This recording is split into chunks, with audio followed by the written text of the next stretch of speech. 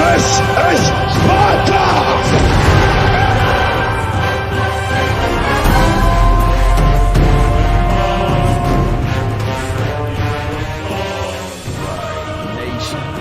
Really appreciate you all. I hope you guys are crunk. Let's go.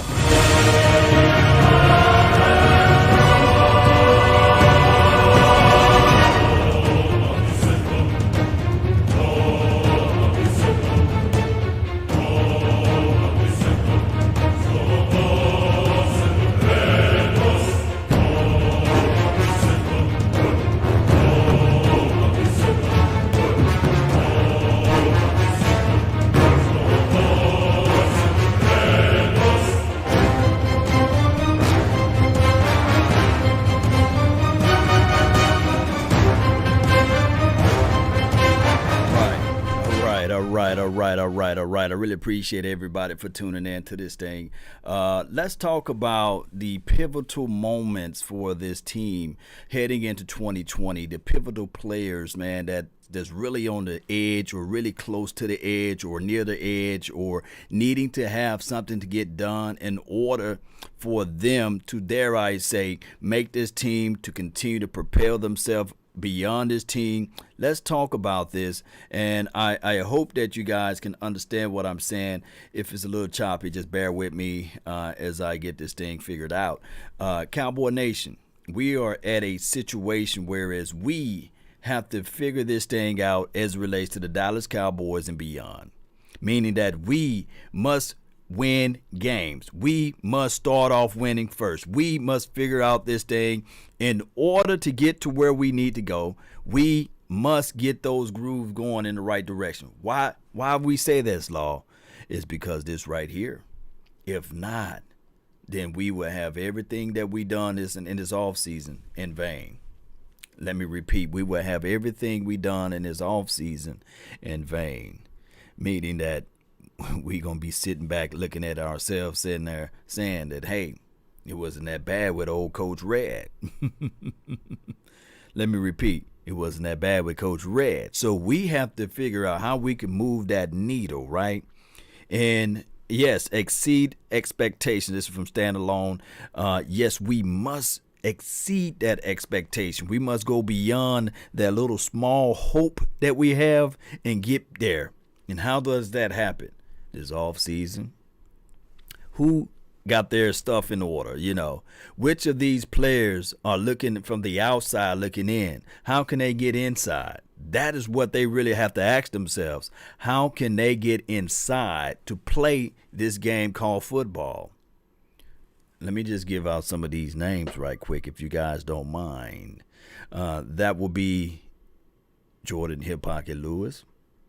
Nah, Law, he's one of our better DBs out there. But he's going to have to prove it.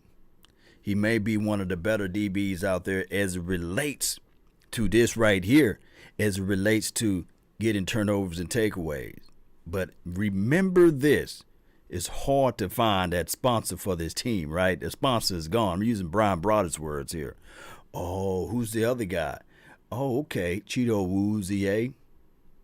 Pivotal moments, pivotal seasons for these guys. It's very crucial for them to make things happen. It is. They must make things happen. They can't fall back and they say, okay, I hope that this will happen. No, they got to get out there and make things happen. Oh, who's another guy that's on the limb? D.A. Dorrance Armstrong. I love what he can bring to the table, but he have not shown us anything that can push this thing over to saying, okay, there's a spot belongs to you. It's pivotal. It's crucial. Hey, it's necessary for us to make sure that iron sharpen iron, steel sharpen steel. Cowboys Abroad says J. Lou is height discriminations or discriminatory, basically, victim, and he can play. Yes, he can play. But in this world, within the confines of this world, right? Life is not fair within the confines of this world. This world will chew you up and spit you out. This world don't care about your feelings. They don't care about your emotions. They don't care about what you scored as it relates to your ACT scores. They don't care what color you are. This world will chew you up and spit you out. You just got to figure out a way to overcome, and you will have to figure out a way to be that person to say, okay, come hell and high waters, I'm fighting for this bone. And that is what Jordan Hip Pocket Lewis got to do.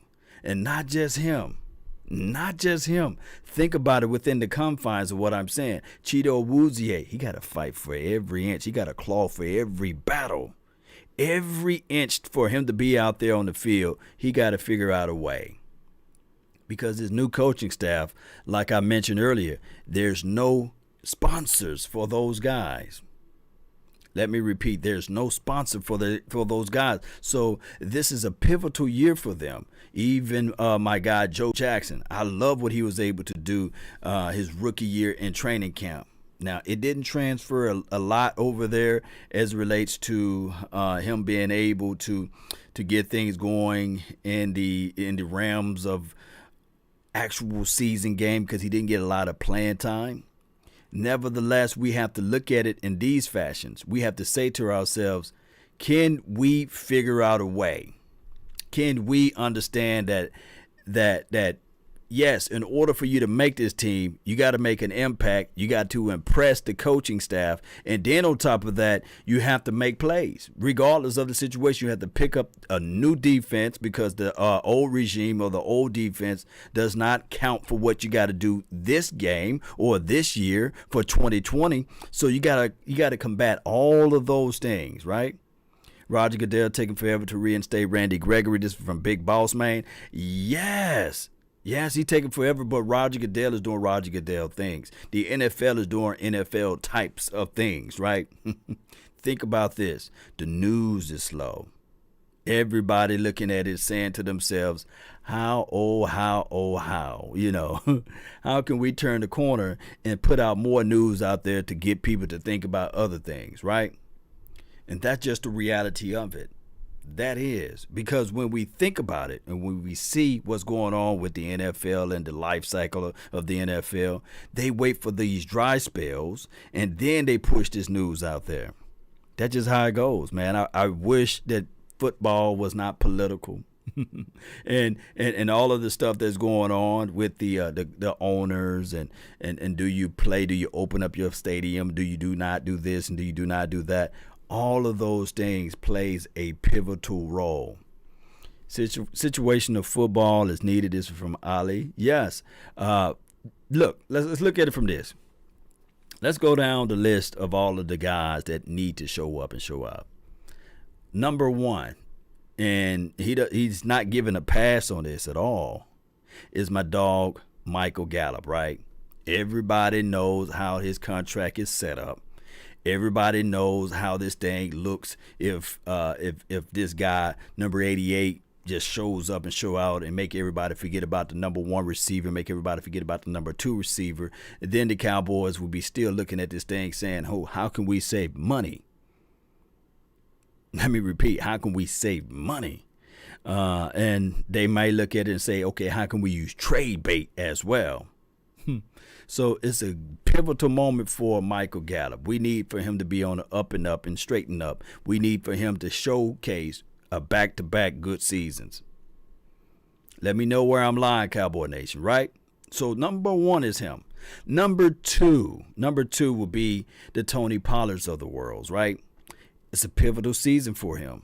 He cannot afford to get injured. You know, he cannot afford to mess up because this new coaching staff may not have the same insights or the love and adulations that the previous coaching staff have, and it'd be, hey, sayonara, you know.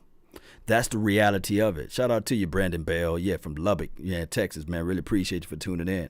So those are pivotal situations, pivotal seasons for those guys. Blake Jarwin. Everybody think that, hey, he's the giant slayer, right? He can kill the giants, He's a guy that we saw with limited action. We put everything on his plate saying that, okay, he's better than this guy. We better than that.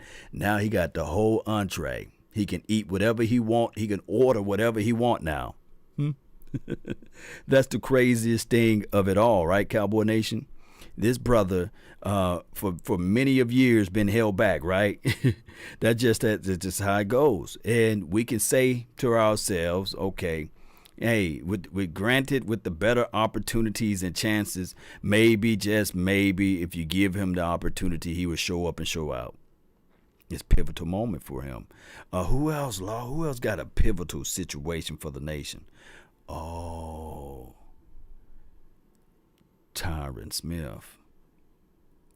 Earlier today, I did a video, and I wasn't lamenting that to trade Tyron Smith, but it was off an article. They was talking about if Tyron Smith is not able to stay healthy, then this may be the writing on the wall for him. Cowboys next season may have to draft a left tackle early in the season.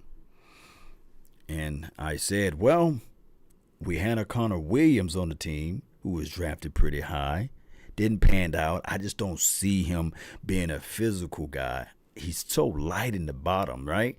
He's not that guy that's going to move stuff out of the way. So we placed him at left guard because there was a void right there in the spot because a certain player didn't want to play there. His name is Lyle Collins, by the way, who could be one of the better left guards in the NFC East. That's a story of a different day, right? Nevertheless, we looked at all of those things, and he'd been playing left guard, and Brian Broaddus came on, and he said, okay, they gave him a few snaps at center. My thing is, when you're not good or great at a certain spot or a certain position, that's when coaches start to figure out, where can I put you and place you? Where can I hold you at so that we can hope that you can grab ground, right? When you don't have a clear identity, they begin to try to force and squeeze you in spots. That's just how football is. That's just how sports is in general. When they can't find a spot for you, when you're not dominant in a certain spot, they try to put you in a certain section to see whether or not you can perform. Nevertheless, left tackle is a need for us next year. I think that Tyron Smith, he may have 4 more years left in his body, in his frame. I don't know. But I can guarantee you this, that since, the guy been in the league, he always had knick-knack injuries, which is not a good situation for us. Now, he is top, but the team fall off so much when he's injured. It's just maybe that time to start investing in that particular spot. So this may be a pivotal season for him. And I know that people are going to come left and right and only hear one side of it and say, Law, he's a legend, Law. He's a living legend. He's so big. He's so massive. But that don't win you Super Bowls. Potentials is good and all, but you got to mix them together and stay on the field. Sean Lee, to me, since he drafted in 2010, right, Sean Lee? 2010, 2011. Help me out, Cowboy Nation. But to me, Sean Lee was one of the better linebackers to play this sport. And if Sean Lee, I've been saying this for a long time, I should copyright it. If Sean Lee had Jason Witten's health, man, they would make him in the Hall of Fame while he's playing out there, right? They would just go ahead and give him the gold jacket. He will be the first player to ever have the gold jacket while he's playing. But the brother can't stay healthy. That's the situation. That's the situation. Shout out to you, Toby, man. Really appreciate you. Thank you so much for tuning in. Terrence, man, really appreciate you for being part of the nation. He's 45 in football years. Yeah, he's right. He's 45 in football years, So those are situations, those are problems that we are having. Let me read some more of your comments, man. Really appreciate you guys for being up this late at night.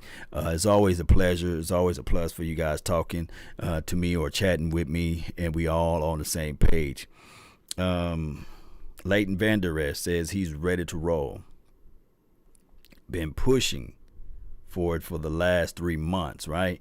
This is from Stand Alone Complex. Here's my objective thoughts of Leighton Vander Esch. His best game, his better game, his good game, his beautiful game, his wonderful game, his all-in-all game, his magnificent game, his glorious game happened against that first blowout when we beat the heck out of I try to keep it PG-13. You see that? Try to beat the heck out of we beat the heck out of the Eagles. That was his game. You can see him flying to the ball, disrupting the passing lanes. It just got good hips out in space. I saw all of those good things, and I said, yes, here's the LVE that we really wanted, and for the first few parts of the season, right? This is the LVE coming to true forms, picking up fumbles, being disruptive, making the quarterback go through his third read instead of giving him the quick, easy play with his second read. All of those things, man, when I looked at LVE and I hear all of the glorious and all of the wonderful stuff from the media, and I'm almost like this. Yeah. I'm actually howling for him, because I'm all positive with this situation. But I do have to be objective, and I have to look at things as face value. And I say, okay, that's good and all, but let me see you get hit. Remember, Mike Tyson said everybody got a plan until they get hit. I mean, if we can look at sometimes when we fighting, or you watching a boxing match or you watching a UFC fight or what have you, and you say, oh, this dude 120 pounds or this dude 145 pounds. Man, I'm 198. I can at least lay him straight. I can at least give him that hit at the jaw. But wait till you get in that ring, right? Guy's so quick you can't put hands on him, and those punches feel like, man, concrete falling out of the sky, landing on your head, an anvil at that too. Bruce Lee was never the biggest person in the world, but you get hit by him, boy. Hey, he says it's only take 2 pounds of pressure to break a kneecap, right? So my thing is, until we see LVE, Leighton Vander Esch, get hit and also do the hitting, I hold my reservations on that. Let me know where I'm lying at, Cowboy Nation. Shout out to you, Bruce Banner, Live Like 95. Neck injuries linger around, hoping for the best. Is from Terrence Shorts, man. Really appreciate you, man. Thank you so much for that information, man. You right. Ready Red, what's good, fam? Here's the thing. Let me jump on the defensive side of the ball. I'm biased. I love defense. Let's talk about Dorrance Armstrong. Let's talk about DA. Let's feel him out, right? We do know that naturally on this team, the players with the best bend coming off of that edge, I would give it to, if granted, Randy Gregory, if Roger Goodell, get his toe out of the water with this, right? If he start playing political agenda football and masquerading around here as the commissioner. But that's a story of a different day. He got the better bend. But next to that, I can argue that Dorrance Armstrong, yeah, I said it. Yeah, DA. He got a good bend. Normally, it takes years for pass rushers to finesse that thing, especially when they coming from a situation or a program. He came out of Kansas and they had different defensive coordinators and they changed the philosophies and things like that. All I'm trying to say is this could be a pivotal year for him. It's his third year. Maybe he can pick up this situation of system. Maybe he can get a proven defensive coordinator as relates to the, defensive front line coach Tom Sula. I think that he does a great job of putting people in the right places, not trying to sully or denigrate Papa Rob Marinelli, but I think the creativity will be there better. We will see. It's remained the same. Shout out to you, Big Nate, man. Thank you for shooting me a text, man. So this could be a situation for him. Outside of that, my dog, D-Law, we know. He had 5.5 sacks last year, and that's what everybody look at, right? They only look at the sacks, right? Is this a pivotal year for him? I just think that D-Law will step it up. And as far as Ben, D-Law don't win with Ben. D-Law win with hand technician. He put those hand techniques, and he do know how to dip that shoulder, but it's not like a full bend, and he just win with technique. And he's really good with it, and he stunt pretty well. So that's what I'm talking about. bend. Josh Skinner, the winner, he says pivotal year for Awuzie. Always in the right position, just need to be a better versus the ball. Yeah, technique and scheme can play a major role in that. Shout out to my dog, Clay Mack, man. Check him out. He work out with all of these DBs out here. Man, it's hard to outcoach or outplay a coaching scheme because you can do everything right. You can do everything right. But if you do not do it the coach's way, boy, oh boy, and you don't have a lot of skin on the wall to say, nah, coach, I'm going to do it my way. This ain't no Frank Sinatra out here, right? You know, I'm going to do it my way, law way. No. What's up, Phil? Really appreciate you, man. Thank you for tuning in. TJ, thank you for being part of the nation. The defensive end battle is going to be crazy. This is from Toby. Yeah, Toby.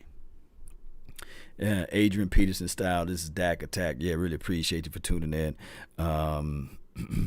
Let me see who else we got. I mean, got some good comments in here. Now, who has a better chance of, I'm about to say Woozy, Armstrong or Jelks? Armstrong got a better chance. Armstrong got the better chance. He got experience. You know, I have to say this. Experience counts so much. Look, you can read a novel. You can read the book. You can actually say, hey, I went on the internet and I saw and I learned how to swim. But baby, until you get into that water, it's a different reality. It's a different reality. So Dorrance Armstrong have her upper leg on Jelks. Although I love Jelks, his ability. But to me, Armstrong got to show us something. And I'm betting on him. I hope he can step it up. Let's sign Eric Reed for cheap.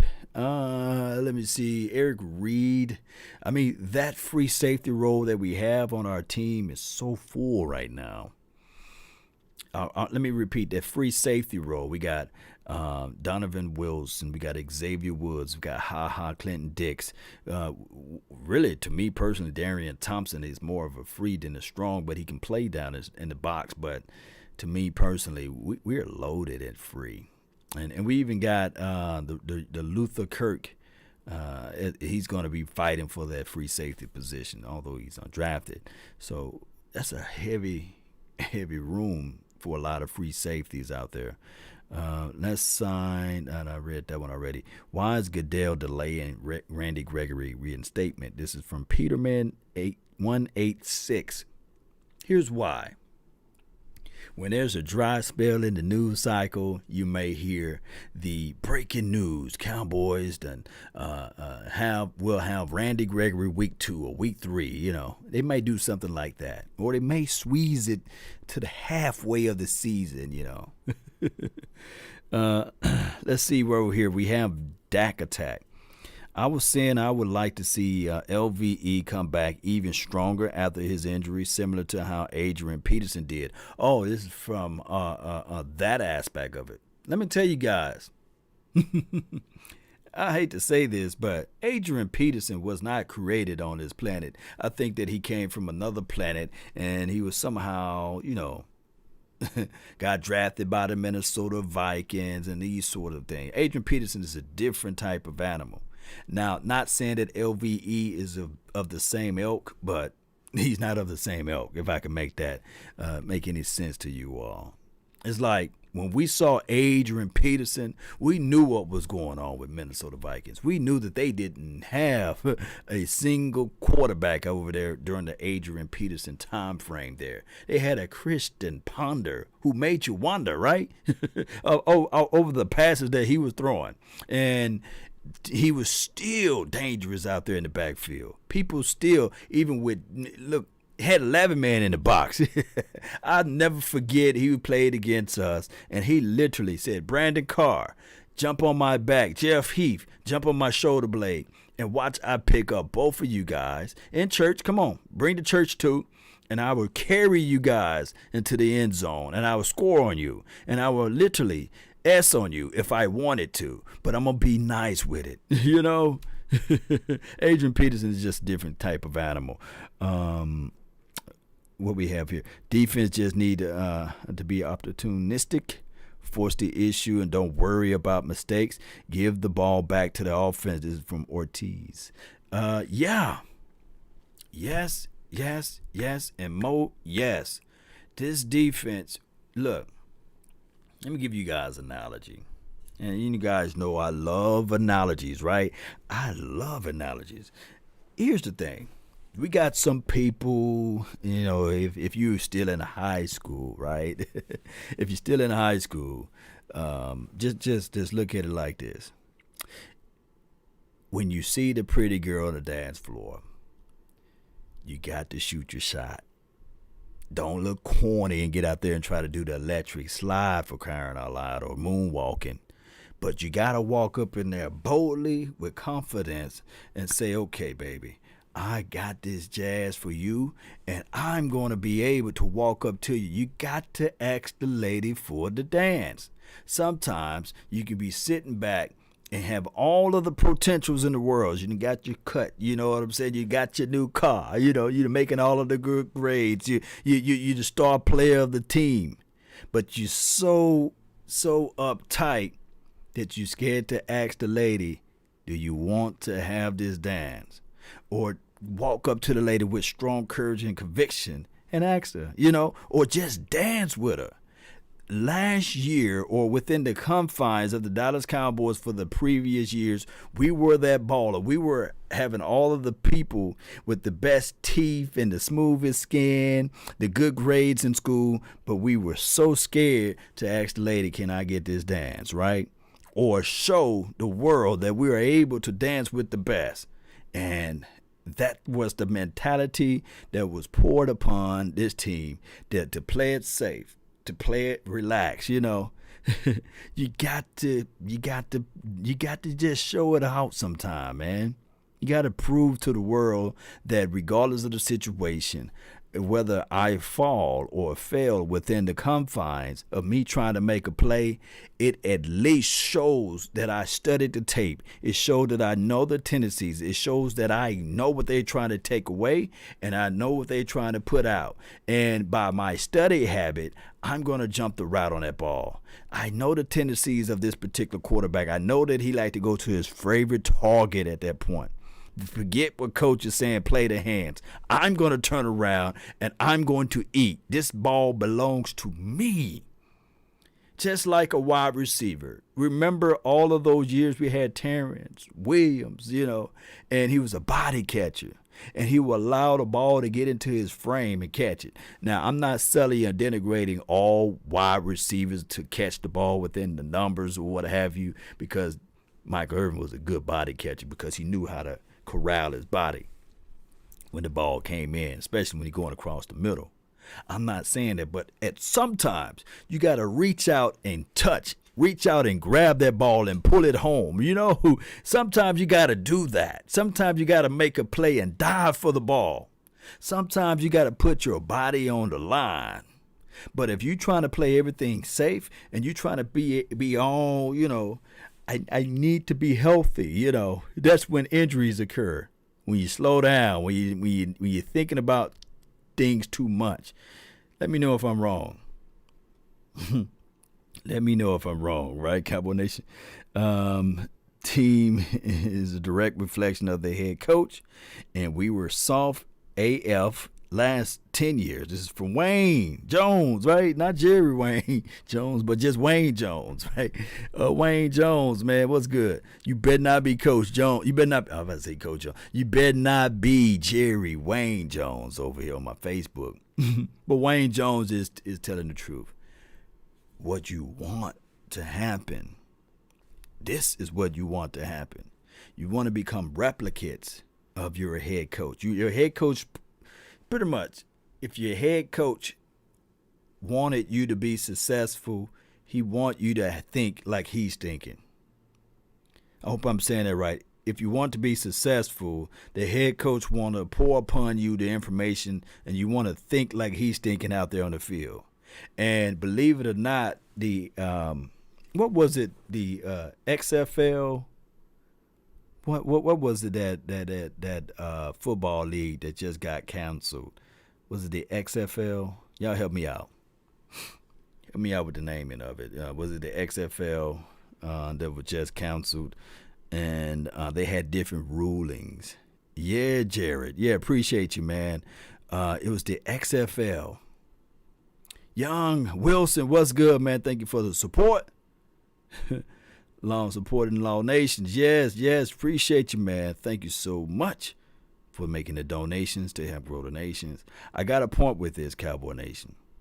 The XFL, the reason why I loved it, and I never understood why the NFL do not do it, is because we want to see good quarterback play, right? We want to see the brilliancies of the quarterback going methodically moving the ball down the field.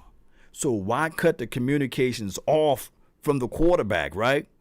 The XFL said, 2 tiers in the bucket, pluck it. You guys can put another word there if you don't want to be PG-13, but 2 tiers in the bucket, pluck it. Let our quarterback continue to hear the head coach on the sidelines. And matter of fact, let us play this sound, to the audience. Man, that was good. That was a brilliant idea. I was sitting there like, yes. I said, yeah, coach. Yes. Although I didn't know the vernacular, what they was talking about, but I can understand the concept of what they were trying to do. And they had, what's this guy named? Was it, his name is Jones. Y'all help me out again. I'm getting the senior moment over here. His last name, was it Cardell Jones? Y'all help me out. Played for Ohio, the Ohio State. And I said, man, that was good, because I can hear the coach telling him, hey, move the receiver back inside the slot. And what we're going to do is we're going to stump reverse, but we're going to hang the tight end 5 yards, maybe 6 yards deep, but the ball is going to go to the running back on a wheel route. That's basically what happened out for that play. And he stepped back, he dropped back, and that ball went to the quarterback, from the quarterback to the running back. It was beautiful. And I heard it. It was like, man, that was nice.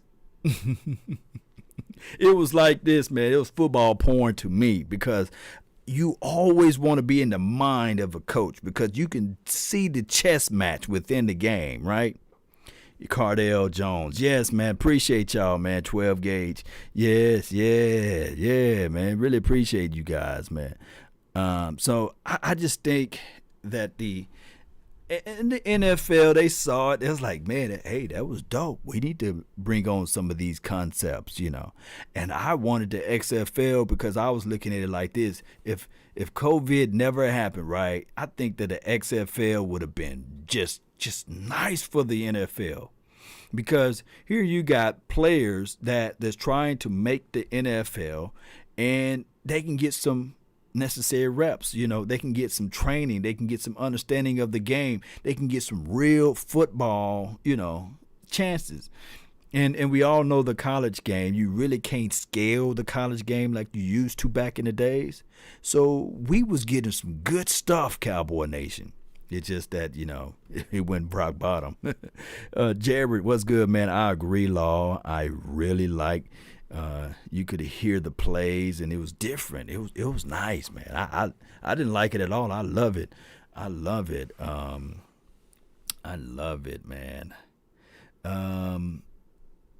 What we have here, we some Cowboys junkies rocking along with the late night. Yes. Ali, what's good with you, man? Jonathan Durban, man, what's good with you guys? Yes, Cardell Jones from Columbus. Yes, it's from John. Did somebody pick him up? And he was good, and the other kid was good. I think his first name was Pat. I think he went to the Carolinas team or something like that. What's his name? Pat. What was his last name? Y'all help me out, man. Much love from you, man, Josh. Really appreciate you. NFL should support the XFL. I believe instead of fighting one another, I think that they will be better if they work out with one another. And here's the thing. Avarice greed shall conquer us all, right? people get so gung-ho on the money aspect of it, but when they can help people grow. I mean, the XFL would have been a great bridge opportunity for the NFL, in my opinion. I think that the NFL should adopt that situation. I think that the NFL should look at it and say, okay, let's have a program, because we no longer can have tour days, right, or strenuous practice for long periods of time. And we see the drop-off in the collective football units, and we would say to ourselves, man, can we get better football play? Can we get better this play? Can we get better that play? And it don't happen for us. It don't. It just be sitting there looking like, come on, man. Back in the day, this guy used to do this guy used to do that. But you don't get that no more from the NFL, because, guys, we became, collectively speaking, and it's not everybody, but this is most of the people, we became an impatient society. We want everything now. You know, we look at quarterbacks and we will say to ourselves, he have to be playing like he's an 8-year starter, right? Day one, you know. I mean, we look at those things and we look at people and we say, he suck, he's trash, you know, like a Dorrance Armstrong, for example. If he's not coming off the jump with 8 sacks and 10 sacks a season, that he's trash, right? Let me know if I'm wrong. You know, we put these high standards on people and we will say to ourselves, well, this guy can't do it. He can't, because, you know, he had this amount of production. When in actuality, it takes time. You know, in this modern day system, a Steve Young would never be able to exist. Just being real with you guys, in the modern day society, a Steve Young probably would never be able to exist, because they wouldn't have time for him to develop. Or in this modern day society, or in football, within the confines of football, a Brett Favre would never exist. I mean, when he was drafted, shout out to Mississippi, Southern Miss, you know, they called him Brett Favre. You know, they didn't even know the man name right? He wouldn't be able to exist in this modern day football, because they say, he's trash, you know, he's this, you know. That's the first thing to come out of the young society mind. They want this popcorn philosophy, or they want microwavable food as relates to everything. Yeah, and it's just crazy. It's just crazy. Minor league and NFL, this is from Big Boss Man. Yeah. Now, I've seen the little power play move that the NFL did to combat against some of the things of losing out to some of the players, just in case if the XFL come back. They extended the practice squad, right? For a lifetime. It's not a statute of limitations on there now. I guess you can be a practice squad for a longer period of time. You can be a journeyman practice squad guy. And to me personally, that's not bad. You know, practice squad make more money than most of the doctors around here, right? Yup. Copycat League, bro. This is from Josh. Yes. Let give our coach a chance to coach, and we will see what he got. This is from Wayne Jones. Yeah. Let's see here, man. And we'll open up the phone lines in a few, okay? And just for you guys can get for the record, let me just jot this phone number down on the top of the screen so you guys can see it, so you won't miss the phone line when I open it up for your mind, you know. And speak your mind, you know, when you get on here. Speak your mind, you know, or forever hold your peace. If you do that, then, you know, let me get there. I'm almost there, Cowboy Nation. Just bear with me. Yeah, where my phone number at? Where you at, number? Yeah, give me 4 seconds. What is doing way over here? There you go. 1, 2, 3. Booyah. All right, 682-214-4087. That will be the number, but I want to get a few things out before we open up the lines. What is your honest projection number for CeeDee Lamb? Is it 100 receptions, 15 touchdowns, asking for too much? Yeah. Man, that's like crazy number. Have a rookie ever done that before? I'm going to repeat. Have a rookie ever done 15 touchdowns, 100 receptions? That'd have to be 1,000 yards within that, right? That would be crazy, right?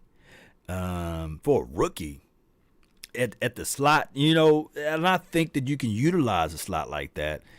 But for TD, CD, that would be kind of like a bit much, right? I would be happy with 63, 77 type of range, 5 touchdowns, maybe pushing it to 8. I'll be happy with that for a CD, TD. And whatever production that you got from a Randall Cobb, I would love to see that. I would love to see him do a pump return for a TD. I would love to see something like that. Yeah. D-Hop had 800 yards and 2 touchdowns. Oh, wow. Law, I wish the Cowboys would hire you to do your own show at the Star. This is from Eric Freeman. You know what? I probably need to hit up Derek Eagleton if I can have time, though, And if I have a little time, for your mind, then we can figure out ways to make that work. But I ain't gonna quit my day job. They say don't quit your day job, But neither here nor there. Let me open up this phone lines while my computer's acting all fooey today. It's been doing it for a couple of days now. It's just been lagging, man. It's been lagging, and it's annoying. So I probably have to update my computer, swipe some stuff off of it. Yep. 682-214-4087. Yeah, that's the number. Call in, speak your mind, speak what's on your heart, your soul, your sinew, and we get this thing going the best way, the right way. 1,000 and it's the 5G. It could be Wilson. It could be that 5G network because everything else been working fast and fine over here and smooth. I mean, it just started to happen, and I've been using this good thing for a minute. Trust me, I had kind of like dialed it back, as far as memory and stuff like that. Shout out to you, man. Thank you for tuning in to the Nation to 828. Lay it straight. Hey, what's up, Lau? This is Wayne Jones. Wayne Jones, man. What's good, man? How you living? What's up, man? I met you last year. Went to the Vikings game with my son who's in the military. His name is Deion Landry. I don't know if you remember that or not. Oh, man. You jogging my memory, man. I can barely remember what I did yesterday. But what's good? Yeah, I feel you. But what I was going to say was, I see a lot of people talking about trading away picks and stuff to get Adams. And what I was saying is, they've done a good job again this year. I think they did a great job last year of filling in pieces, and Garrett just wasn't the guy to get it done. And I think they're real close now, and I think we need to see the difference that the coach is going to make in the team, how he's going to coach them up. You know what I'm saying? So I'm excited about this year, boy. I'm ready. Yeah, I just have this feeling that Jerry would get kind of like, antsy about anything. So this guy, Mike McCarthy, he have to start off fast. It have to be like a situation when Coach Wade Phillips jumped on a board and we went 13-3, or it have to be like a spark a little bit, like when Jason Garrett jumped on a board and we went like 5-3, So it have to be one of those type of situations. For sure, but the offense is there. It's the defense we need to find out about. We know who we are on offense. So we got an established identity on the offense already, you think? Well, we got so many weapons, man. If you want to defend the pass, we're going to shove it down your throat. You want to put 8 in the box, we're going to throw it over your head. That's all there is to it. Shoot, man, and Dak's been. I wasn't a Dak believer at first, but he's stepped up every year. And I think he might be a McCarthy away from beating an elite quarterback, and that's what I'm hoping we got. Yeah, and I hate to hang my hat on 2 games, but what made me change my perception of Dak Prescott was his rookie year, and it just like I said, it could be me hanging my head too high up in the sky on Dak, but it was that Green Bay Packers game and it was that I'm talking about the first time we played him in that Pittsburgh Steelers game. I was like, okay, the kid got something, and I think that the coaching staff, if they was wise enough, they would figure out a way to make that thing work. Yeah, he's shown us he has the work ethic. He's worked on stuff every year. So he's not just showing up collecting a check. He's working. So I have confidence he'll take another step this year. And he's real close to being elite, man. They talk about it. He's definitely in the top 10. I think we're going to see top 3 or 4 this year. True that, man. True that. Anything else you got for the show, Wayne Jones? That's it, brother. Appreciate you, brother. Love your show, man. Appreciate you. Salute. That's a good call from Wayne Jones, man. And hit me up, Wayne, on my Instagram or shoot me a message in my Facebook groove so I can, remember you. I probably have to look up. I can match a name with a face, but I'm horrible with names, right? Like, but I'm good with faces. If I see your face one time, I can always remember you. He was speaking some truth, man. With this particular team, we are a few things away. And the identity could be, okay, we can mix it around with the poison, pick your poison, okay, and you pick that poison, we go this way. You got 8 man in the box, we go that way. 817, what's good? Yo, you're live on the Nation. What's good? I am. Is this Law? Yeah, this is he. Nice to talk to you, man. I had a couple things. One of the big knocks on CD coming out of college was not getting press manned a lot in the Big 12, And I think that he has a big chance to shine coming out of the slot, not facing a lot of press. So I think the projections for him could be, large numbers in production. Another thing that was on my mind was with the loss of Byron Jones, but the addition of Trayvon Diggs and his background as a receiver in Mike Nolan aggressive system, could we have an even better secondary despite losing a top corner? It goes back to what I was saying earlier with the experience. Even Worley, he came out when he was on the show a couple of weeks ago. He said what trumps him over some of the younger guys is the experience, the tendencies.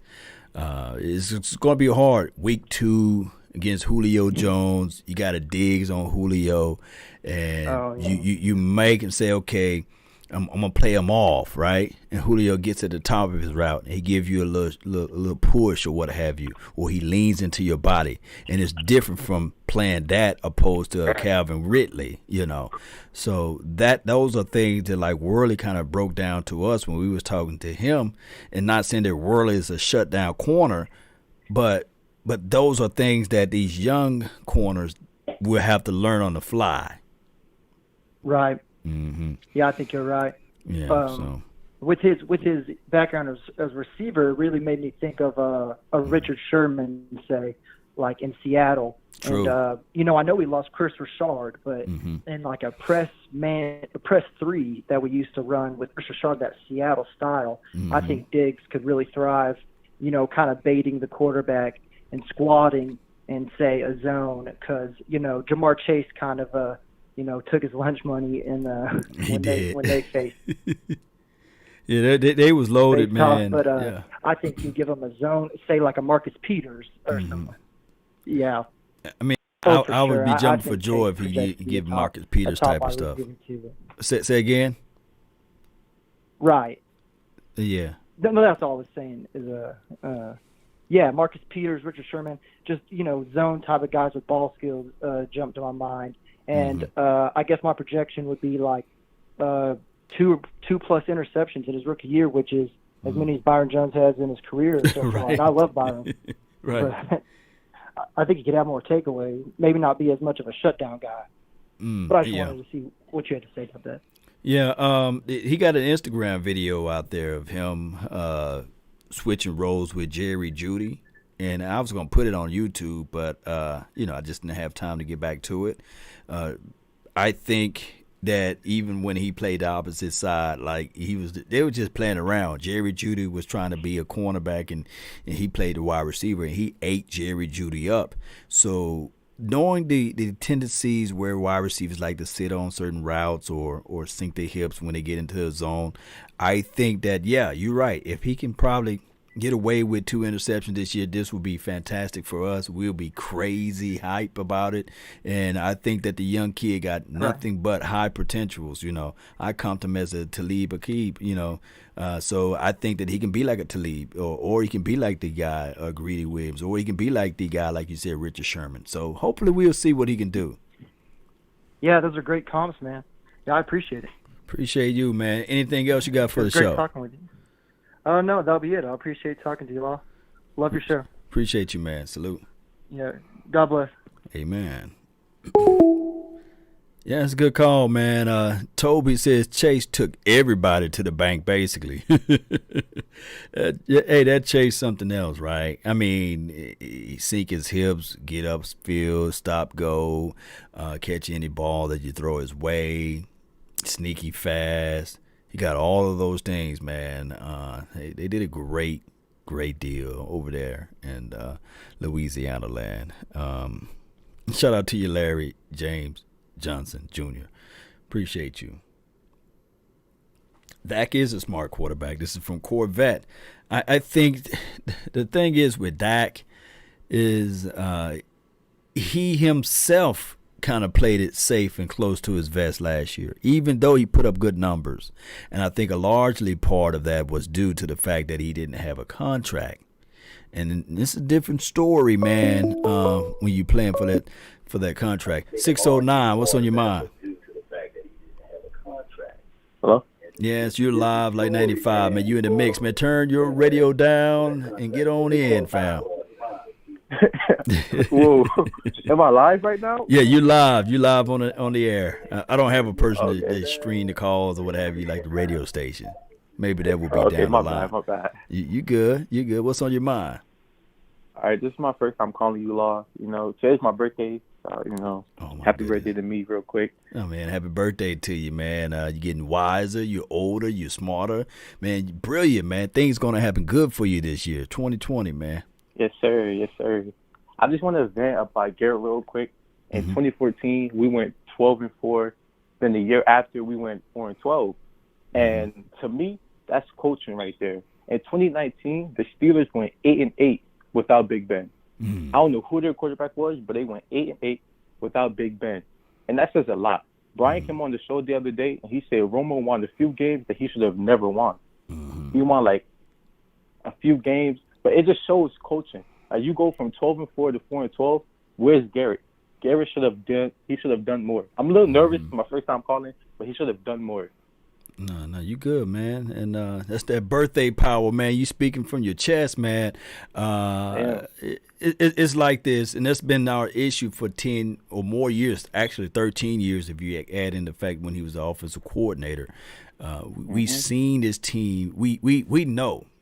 I was debating with some people, and I said, what's the difference between Tony Romo and Drew Brees, right?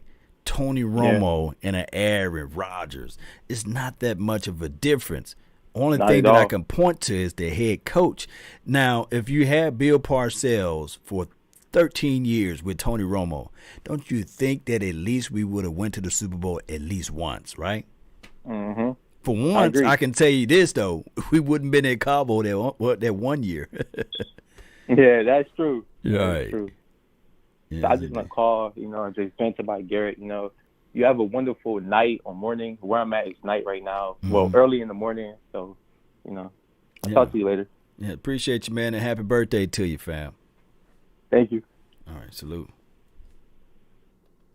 Good call from the 609. Y'all wish the brother a happy birthday, man. I would sing, but it's too late. I'll be singing, serenading the moment and the time and all that stuff. I don't want to put you guys to sleep, right? Bill, what's good, man? Shout out to you. Who else we have over here? Jonathan JD, man, what's good with you? All right, the phone line is hot, man. What we got over here? You live on the Nation. Hey, what's up? Hey, what's up, Law? This is Kevin Woods abroad, man. Cowboy. What's up, man? How you living? Hey, man, I'm living good, man. Living good. Mm-hmm. It's good living. Yes, I just wanted to ask you real quick, man, what do you think about the direction our offense is going now that we got, 3 quality receivers? It stands to reason, man, that we're becoming more of a passing team. But then we got Zeke Pollard sitting in the backfield. So how do you think our offense is going to shape up, with having a dominant run personnel as well as receivers, man? 3 quality, could be number 1 receivers. How we looking at it? Are we going to get too pass happy? Are we going to be balanced? How are we going to handle that situation? I look at it like, instead of us, it's like this. Have you ever seen a kid, shoot a gun for the first time or drive a car for the first time, and it was like probably a fancy car like a Lexus or a Mercedes or what have you, or a semi-automatic? They tend to, overuse certain accelerations, press the brake too fast, and they do all of those things. And I think that with Jason Garrett, he was that young kid that had he had the Ferrari, when he first got the position, right? And it broke down on him, and then they gave him a Maserati, and then he just kind of ran it to the ground, and everybody said, why that car is always in the shop? It's because he just didn't know how to operate it, and he was on the job training or on the job learning. And what we're going to do here now is we got a true experienced head coach that knows how to push the buttons in the right places. I think that this offense, although last year we did a good job, I think that now we will be more in tune with everything. I think that we will run the ball when it's needed, and we will pass the ball when it's needed, and we will figure out ways to not just kick a field goal. We will flip the field and have a better situation with special teams and everything work out all at once. So I know I can sound so optimistic about it, but I can just feel it. Do you feel the same thing? I do. I do. Mm-hmm. I think it's going to be different this time. We got a new captain, and sometimes change is good as long it gives us some optimism that things are going to be different. Mm-hmm. So I feel a sense of energy around Cowboy Nation. Haven't been there. Oh yeah, just a sense of stability, man. Building your house on the firm ground,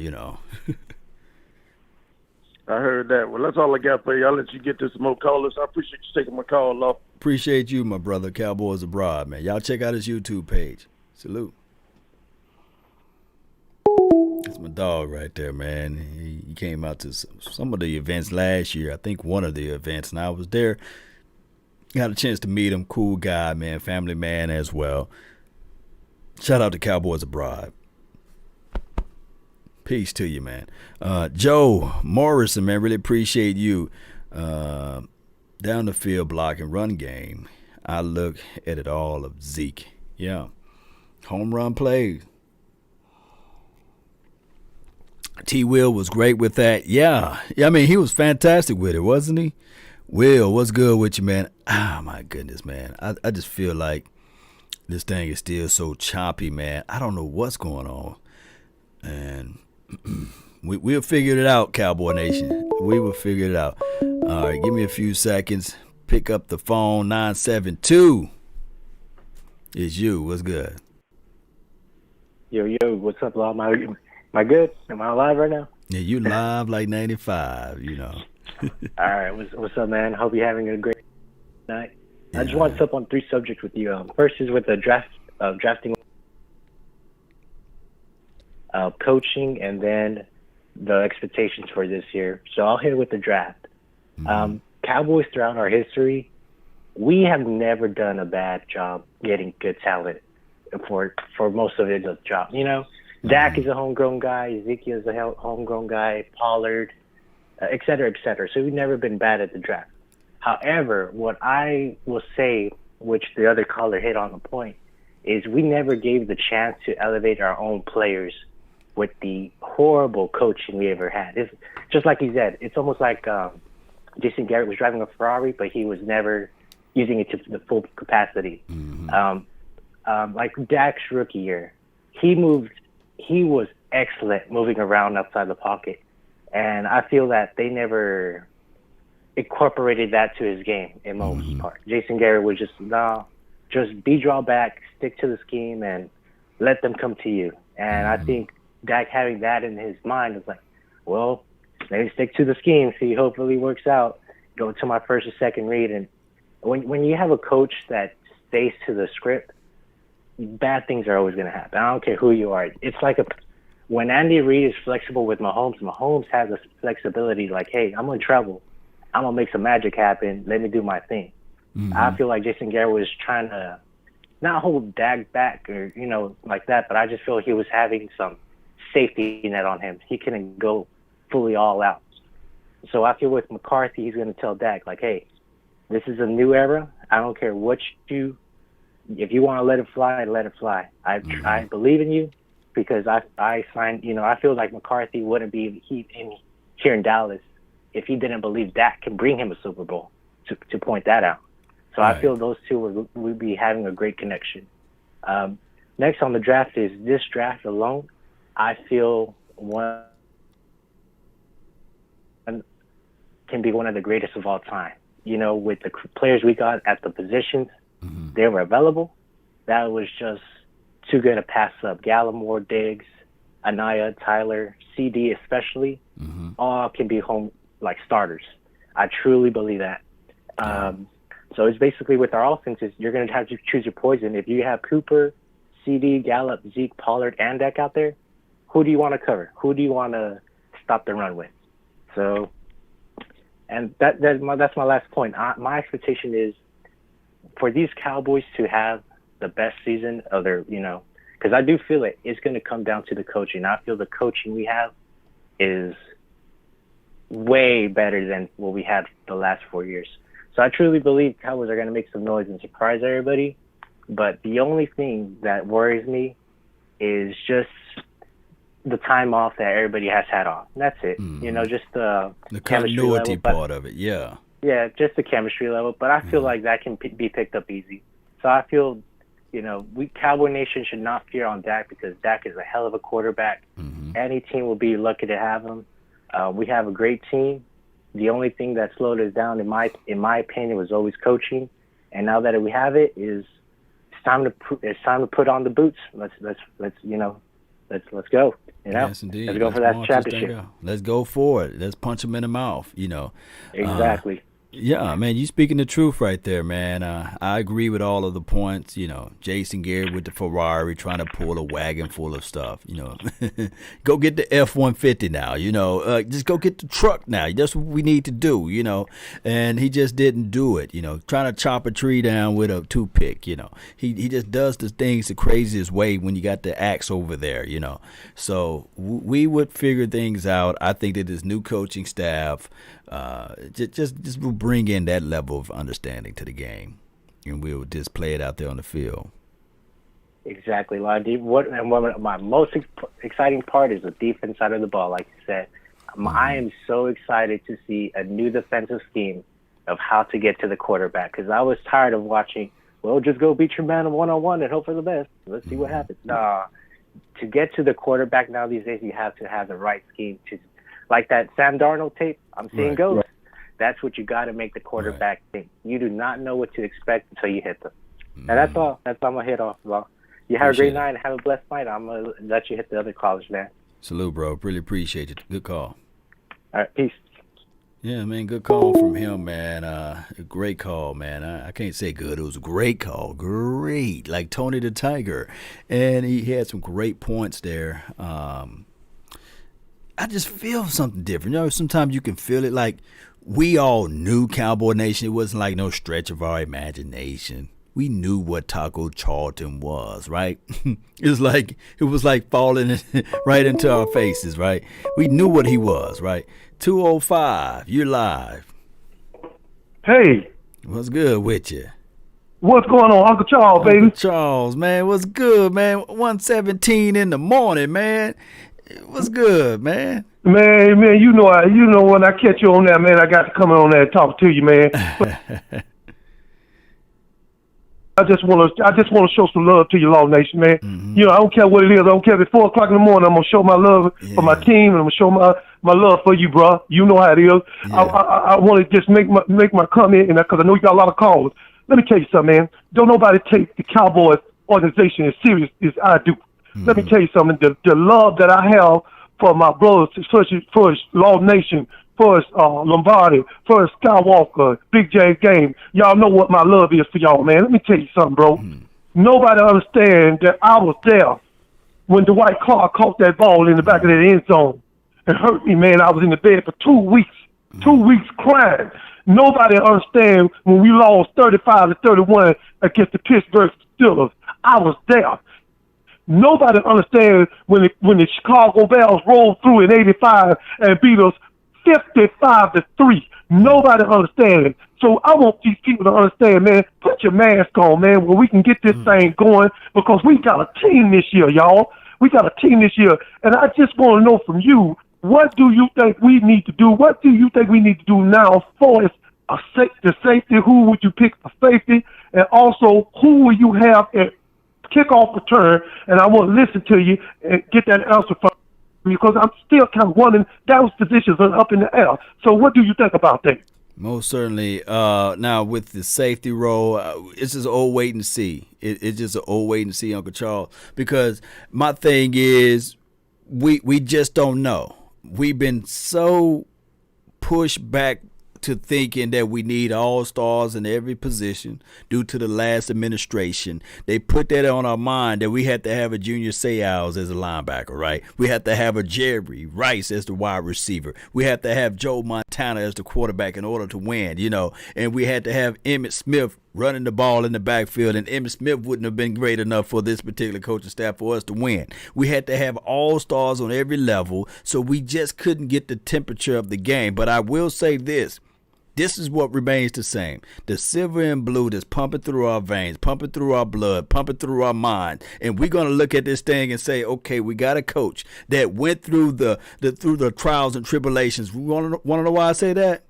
The year that he won the Super Bowl with the Green Bay Smackers, I have to say that, they had a bevy of injuries, right? They had tons of people just falling off, but there was no excuses, right?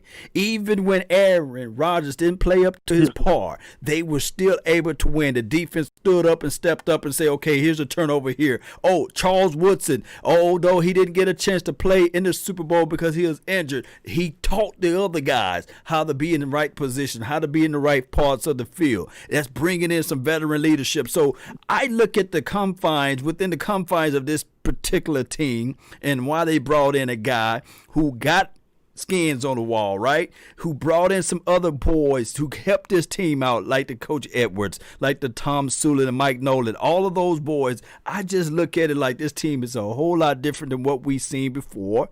So I think that the kickoff return, like you said, who's going to do the kickoff return? It will still probably be Tony Pollard. I think that he can do that. I think that it will be no more political football. If Jarwin, the best tight end out there, he's going to play.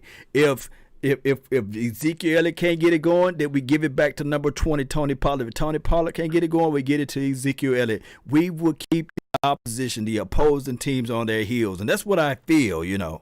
And this is a whole new season, Uncle Charles. I think that we're going to go all the way up, and you no longer have to lay in that bed for 2 weeks, because guess what? You're going to be celebrating for 2 years when we get this Super Bowl. You're just going to be just running around somebody, yeah, how about them Cowboys?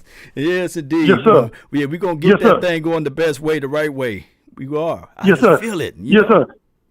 Let me just say this, and I want to say this to the Cowboy fans, and I want to say this in closing. Mm-hmm. We have to learn from our mistakes.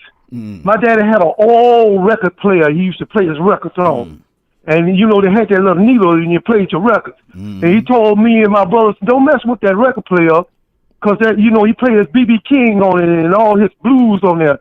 Well, I decided to go ahead and put it on it because it sounds so good. And I broke the needle. And then he came back home from work, waiting from the plant, and he said, who been messing with my record player? And the rest of my brothers pointed at me. Said, it was him. He said, I want you to get my strap, and I want you to go out there and find me the biggest switch you can find. I said, I can't believe this man. He want me to go out here where I can find a switch where he can kill me with it. So we have to learn from our mistakes, baby. We do. We have to learn from our mistakes. So I want to say to all the Cowboy fans that said to you, Law Nation, I love you, bro. I stayed up just to get on your show, and I'm thankful for you, and God bless you, bro. Amen to that. Man, really appreciate Yes, sir. you. Yes, indeed. Talk to you later, bro. Amen. Yes, sir. Amen. That's my dog right there. Uncle Charles, man. Hey, I don't know about you guys, man, but he pumped me up, man. It make me want to feel like I want to run through a wall right now. I want to put on the silver and blue helmet. And, I want to run through a brick wall, Cowboy Nation. I just feel, man, like when he give us a call and he call in, it just make my day go, man, or my night go by. It makes me just want to just. Let me see some fire, baby. Yeah. Let me get some of that fire action, baby. Let me get some fire, man. Fire this thing up. Yeah.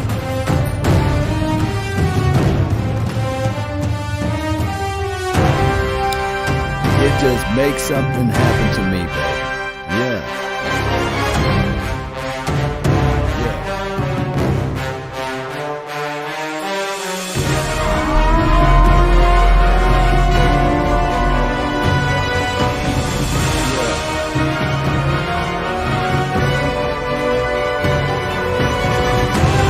This is Sparta!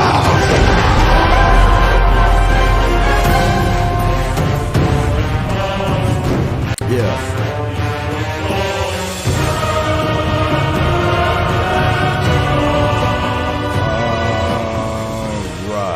All right, Cowboy Nation. I really appreciate everybody. I can't say this enough, man. For those who support the channel, for those who share this content, for those who subscribe, for those who make the donation to help elevate the nation, I know for a fact that this thing is not easy to do. I know I'm choppy, but I'm going to figure this thing out. We're going to fix it out. Just bear with me, Cowboy Nation. We're going to get this thing going the best way, the right way, and it's going to happen. I just feel it. Let me just pause myself right there. Let me just get myself out of the screen until I fix this thing out. Cowboy Nation, we going to go all the way. We got this thing. Just like Uncle Charles said, hey, he been there when we had took those L's. Guess what? He been there when we celebrated too. So it's not all about look, you learn more from your failures, right, than your success. Let me repeat, you learn more from your failures than your success.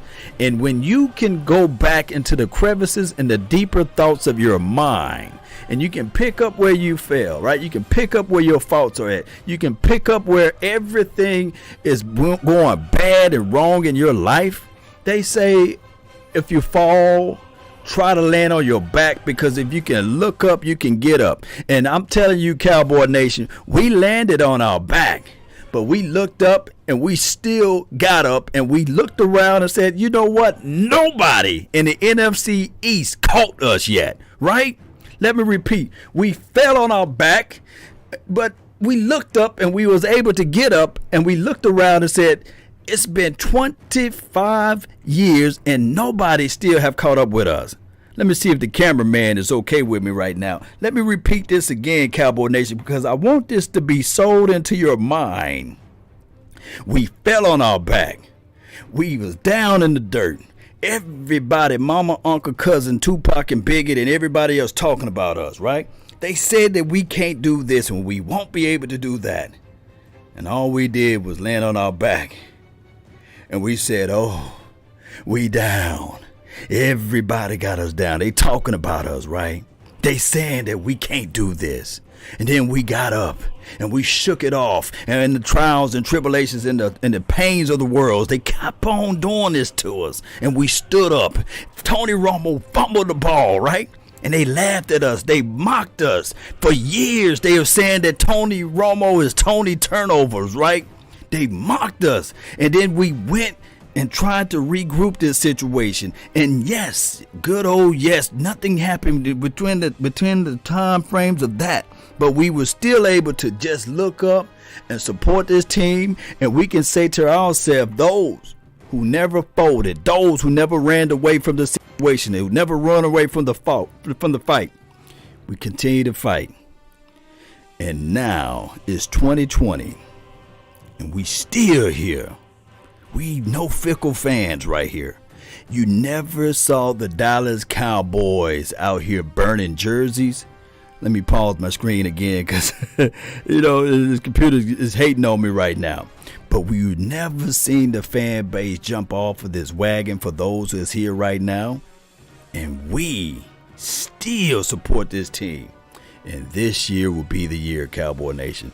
That's been my time. I really thank everybody for tuning in. Don't forget to hit that like button. Share this content. Let a friend, let a neighbor know where to go when they want to tune in to Cowboy Sports Talk and beyond. That's been my time. I really thank you all for yours. And remember, you're listening to nothing but the best. Let's go.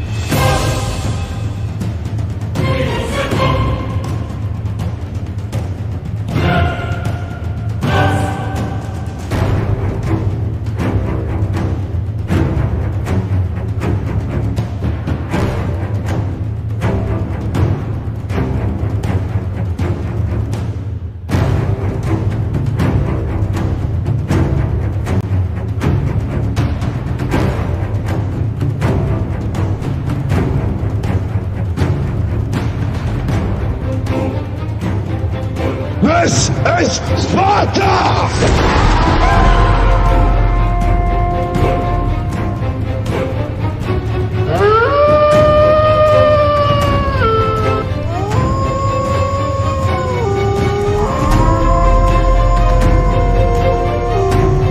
This is Sparta!